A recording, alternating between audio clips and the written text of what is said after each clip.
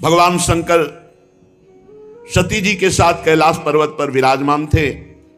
बड़े बड़े ऋषि मुनि उनके वचन सुन रहे थे, भगवान शिव उपदेश कर रहे थे।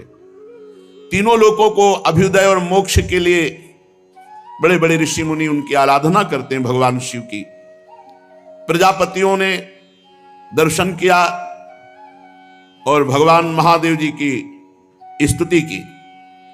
देव देव महादेव भूतात्मन भूत भावन त्राहिना शरणापन्नास त्रैलोक्ये दहनाद विषाद तुम्हें कहा सर्व जगत ईश्वरो बंध मोक्षयो तम त्वामर्चन्ति कुशलाः प्रपन्नार्ति हरम गुरु। हे जगत गुरु, हे देवाधिदेव, हे समस्त प्राणियों की आत्मा और जीवनदाता, हम सब लोकपाल आपकी शरण में आए हैं। समुद्र मंथन में त्रिलोकी को भस्म करने वाला हलाहल उग्र विष प्रकट हुआ है, उससे आप हमारी रक्षा कीजिए। सारे जगत को बांधने और मोक्ष मुक्त करने में एकमात्र आप समर्थ ईश्वर हैं। इसलिए हे भगवान शिव, विवेकी पुरुष आपकी आराधना करते हैं, क्योंकि आप शरणागत की पीड़ा नष्ट करने वाले एवं जगत गुरु हैं। प्रभु, अपनी गुणमयी शक्ति से इस जगत की सृष्टि, स्थिति, प्रलय ये आप करते हैं, पर आप एक रस रहते हैं। जितने भी देवता, मनुष्य, पशु, पक्षी, सत असत चराचर प्राणी हैं, सबके जीवनदाता देवाधिदेव आप ही हैं। आपके अतिरिक्त सृष्टि भी और कुछ नहीं, क्योंकि आप सबकी आत्मा हैं।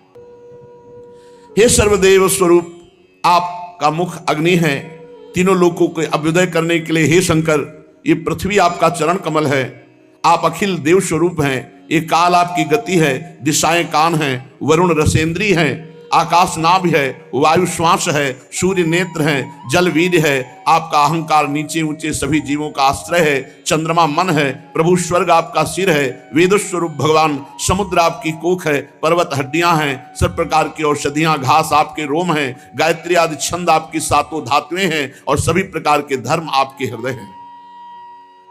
हे स्वामी, सद्योजात आदि 5 उपनिषद ही आपके तत्पुरुष अघोर, सद्योजात, वामदेव, ईशान नामक 5 मुख हैं। प्रभु, इस कार्य कारण जगत से परे, माया से परे आप हैं। आपकी महिमा को ब्रह्मादि भी जानने में समर्थ नहीं। हम लोग तो केवल आपके इस लीला बिहारी शिव रूप को देख रहे हैं, आपके परम स्वरूप को हम नहीं जानते। हे महेश्वर, यदि आपकी लीलाएं अव्यक्त हैं, फिर भी संसार कल्याण करने के लिए परम कारण स्वरूप आप लीला करते हैं। प्रभु, आप प्रजा बड़े संकट में है, इस हलाल विष का कुछ इंतजाम कीजिए। भगवान शिव ने कहा सती जी से, देवी, ये बड़े खेद की बात है कि समुद्र मंथन से कालकूट विष निकला और प्रजा बड़ी दुखी है। इसलिए हमें समस्त प्रजा की रक्षा करनी चाहिए। मेरा कर्तव्य है, ये मेरी शरण में आए हैं, मैं इन्हें निर्भय कर दूं, क्योंकि जिसके पास शक्ति है, सामर्थ्य है, तो आए हुए शरणागत के दुख को मिटाना उसका धर्म बनता है।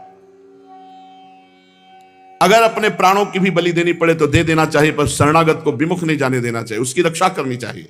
कल्याणी, ये मोह पास में बंद करके जीव एक दूसरे से वैर की गांठ बांध लेते हैं।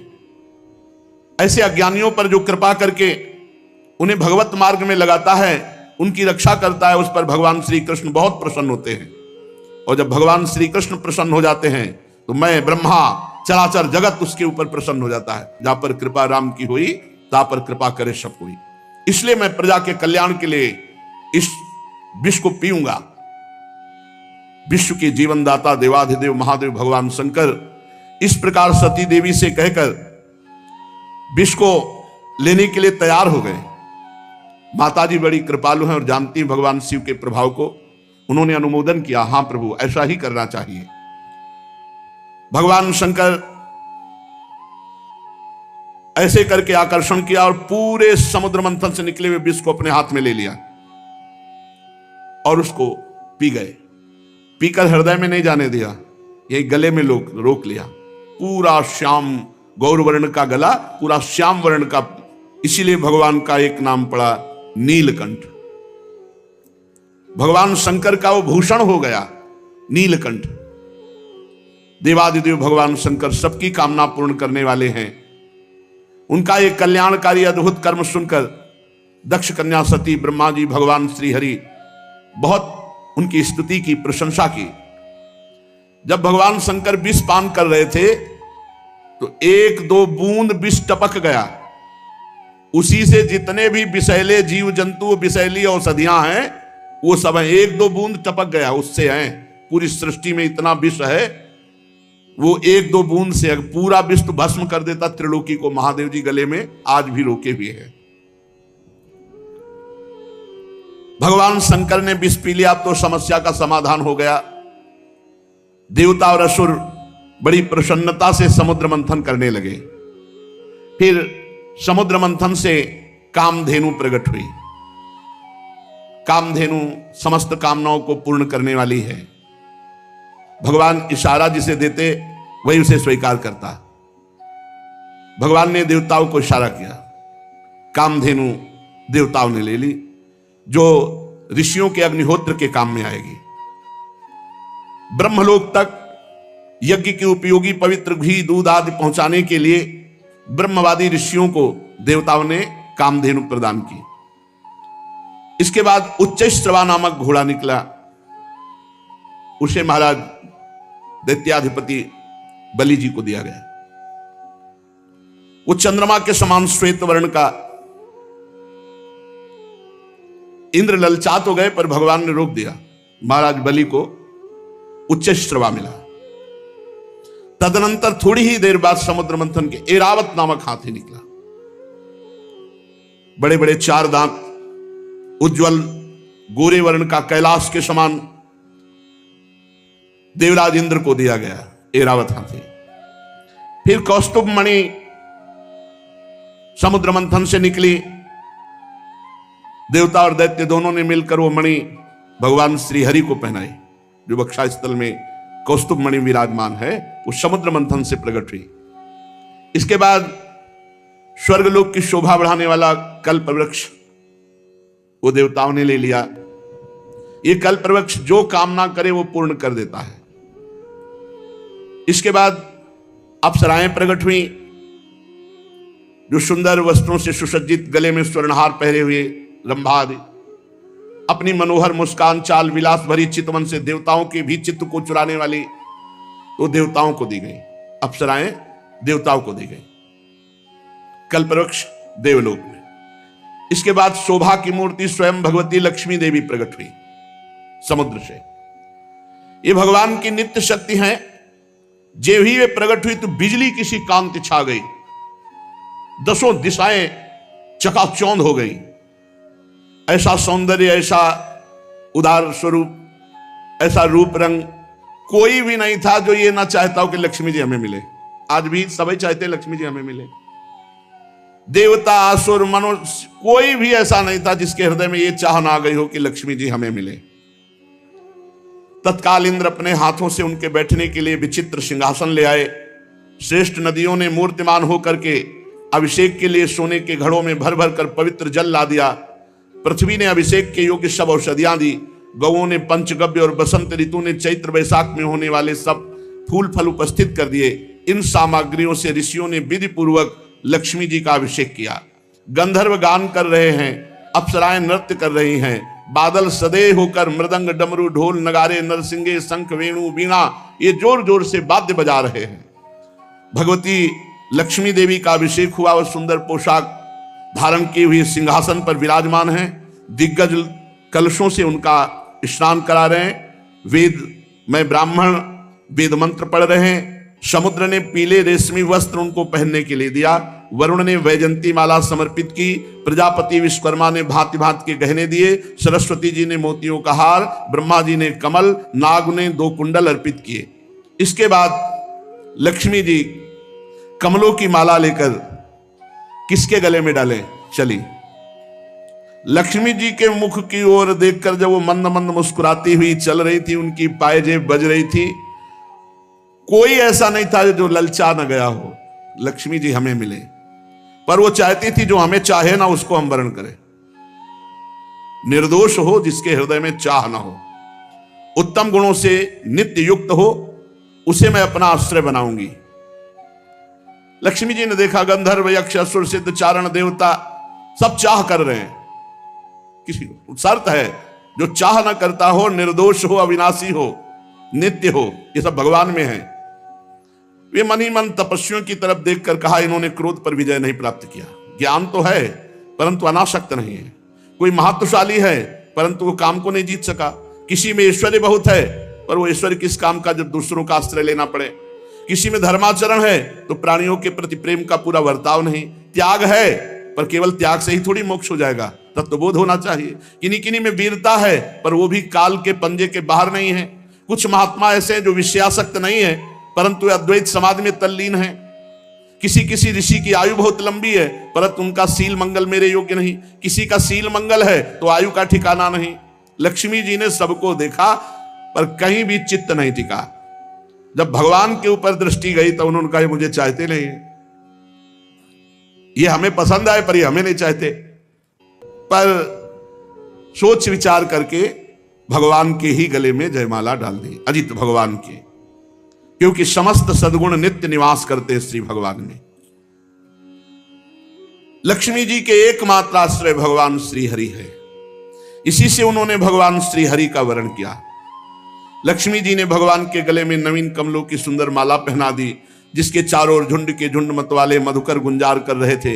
इसके बाद लज्जापूर्ण भाव से देखा और सूक्ष्म रूप धारण करके भगवान के वक्षा स्थल में विराजमान हो गई, श्री लांछन चिन्ह के रूप में। जगत पिता भगवान ने जगत जननी समस्त संपत्तियों के अधिष्ठात्र देवता श्री लक्ष्मी जी को अपने वक्षा स्थल पर निवास दिया, हृदय में। उसी समय शंख, तुरही, मृदंग, बाजे बजने लगे, गंधर्व गाने लगे, अप्सराएं नृत्य करने लगी, ब्रह्मा, रुद्र, अंगिरा आदि प्रजापति पुष्प वर्षा करते हुए भगवान की दिव्य मंत्रों द्वारा स्तुति की। देवता, प्रजापति, प्रजा सभी की तरफ लक्ष्मी जी ने कृपा दृष्टि से देखा तो सब निहाल हो गए, सब आनंदित, सब सुखी हो गए। पर लक्ष्मी जी ने दैत्य और दानवों की उपेक्षा कर दी, तब वो बहुत उत्साहहीन हो गए और लोभी हो गए। भगवान ने समुद्र मंथन करवाया तो अब निकली बहुत ही सुंदर वारुणी देवी। भगवान ने इशारा किया देवताओं को, तो दैत्य एकदम लुभायमान हो गए सुंदर रूप देख के। तो वारुणी देवी दैत्यों के, ये शराब मदिरा ये राक्षसों के लिए है, इसलिए मना किया जाता है। तदनंतर देवता और असुरों ने अमृत की इच्छा से समुद्र मंथन किया तो चंद्रमा प्रकट हुए देवताओं में से, चंद्रमा में। फिर समुद्र मंथन हुआ, शारंग धनुष प्रकट हुआ। फिर समुद्र मंथन हुआ, पांचजन्य शंख। तो शारंग धनुष, पांचजन्य शंख ये श्री हरि ने स्वीकार किया। अब जब समुद्र मंथन अमृत के लिए हुआ तो अजान बाहु, लंबी लंबी भुजाएं जिनकी, गला शंख के समान उतार चढ़ाव वाला, आंखों में लालिमा, शरीर का रंग बड़ा सुंदर श्यामला, गले में माला और सब प्रकार आभूषणों से सुसज्जित, चौड़ी छाती, ऐसे भगवान प्रकट हुए धन्वंतरी जी। भगवान का एक अवतार धन्वंतरी अवतार है और उनके हाथों में कंगन और भरा हुआ अमृत का कलश। ये 14 रत्न निकले, कालकूट, कामधेनु, इरावत हाथी, उच्चश्रवा घोड़ा, कौस्तुभमणि, कल्पवृक्ष, रंभादि अप्सरा, महालक्ष्मी, वारुणी, मदिरा, चंद्रमा, शारंग धनुष, पांचजन्य शंख, धन्वंतरी और अमृत, ये समुद्र मंथन से 14 रत्न प्रकट हुए। आयुर्वेद के प्रवर्तक, यज्ञ भोक्ता भगवान धन्वंतरी, दैत्यों ने देखा कि उनके हाथ में अमृत कलश। आप तो किसी के आदेश की कोई परवाह नहीं, कूद पड़े और जबरदस्ती धन्वंतरी जी के हाथ से अमृत का कलश छीन लिया और भाग पड़े।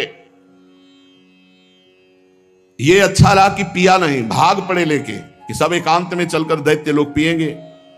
देवता सब खिन्न हो गए कि प्रभु, खास बात जिसके लिए समुद्र मंथन हुआ वो तो दैत्य सब ले गए। भगवान ने इशारा किया, तुम चिंता मत करो, एक बूंद नहीं पीने पाएंगे, अभी हम जाते पूरा कलश अपने हाथ दे देंगे। भगवान ने अमृत लोलुप दैत्यों के बीच, वहां भागना थोड़ी है, वो तो भाग के एकांत में पहुंचे, वहीं भगवान बीच में प्रकट हो गए। वो मोहिनी रूप, नूपुर झनकारते, तिरछी चितवन, इतना सुंदर रूप की अमृत हाथ में, भूल गए अमृत। अमृत भूल गए भाई। ये है भगवान की माया। और जिधर भगवान देखे तो मुस्कुरा के ऐसे मानो कि अब तो जन्म जन्म से हमारा इनका रिश्ता है। ऐसे भगवान मोहिनी रूप छमछमाते हुए कभी इधर कभी उधर, और ऐसा नवकिशोर रूप। उस सुंदरी स्त्री को देखकर सोचने लगे कि अब तो सौभाग्य ही सौभाग्य हमारे उदय हो रहे। कितनी सुंदर ये स्त्री है, हमको प्यार करती है। और जो दैत्य देखे भगवान मुस्कुराकर भगवान मोहित करना चाहे तो महादेव मोहित हो गए, दैत्य क्या है। अब तो सब के सब दैत्य भूल गए अमृत को और डांट होड़ लग गई मोहिनी जी के लिए। उनमें हाथ जोड़कर कहा, कमल नयनी तुम कौन हो, कहां से आई हो और क्या करना चाहती हो। सुंदरी, तुम्हें देखकर हम सबके मन में खलबली पैदा हो गई। हम समझते हैं कि देवलोक में या दैत्यलोक में या सिद्ध गंधर्व चारण लोकपाल कहीं ऐसी सुंदरी नहीं जैसी आप हो। तुम्हें मनुष्य तो देख भी नहीं सकते। सुंदरी, हमें लगता है विधाता ने हम पर दया करके भेजा है। हम दैत्यों को महासुख देने के लिए तुम आई हो। मानिनी, वैसे तो हम एक जात के लोग हैं, पर इस समय हम थोड़ा झगड़े पे आने वाले हैं, क्योंकि हम ये अमृत का कलश मिला है और हम आपस में लड़ाई कर बैठेंगे। तो सुंदरी, तुम ही अमृत पिला दो। भगवान कुछ नहीं बोल रहे। हम सब कश्यप जी के पुत्र हैं, तुम्हें हम अपना परिचय बता देते हैं और सगे भाई हैं। ये देवता लोग और हम दोनों के पिता एक ही हैं, कश्यप। ये अमृत का कलश लो और जैसा आप उचित समझो। असुरों ने जब इस प्रकार प्रार्थना की तो भगवान और जो स्त्री लुभावना चाल होती, चाल, मुस्कुराहट और चितवन से कटाक्ष करते हुए कहा, आप लोग महर्षि कश्यप के पुत्र हैं।